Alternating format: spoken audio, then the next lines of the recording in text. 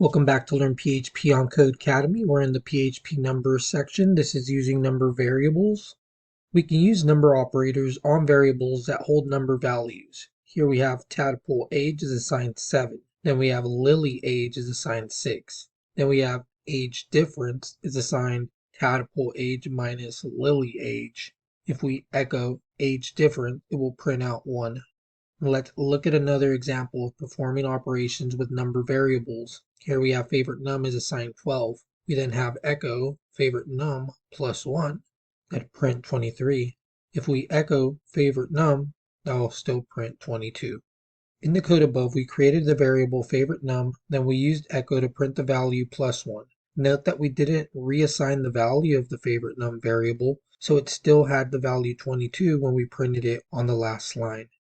We reassign number variables using the assignment operator. That's the equal sign. So here we have age is assigned 82. We echo age, it prints 82. To reassign the value of age, we do use the assignment operator. We say age is assigned age plus 2.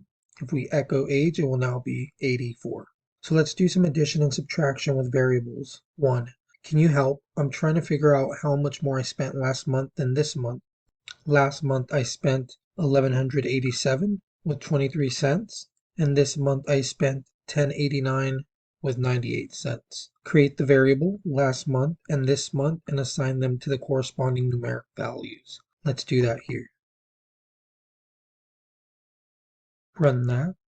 We do pass. 2 says use echo to print the difference between last month's spending and this month's. Let's do that here.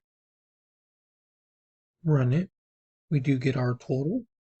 And what we're learning here using number variables is it's kind of building on previous lessons and understanding that just like with strings, we can perform different operations even when they're saved in variables.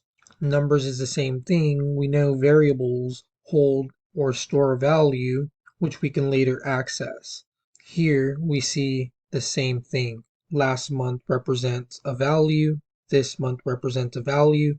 They're both numbers. We're able to subtract them from each other, and we're able to do that using variable names in place of their values. As long as you're understanding that, you guys are getting this lesson, and I'll see you in the next one.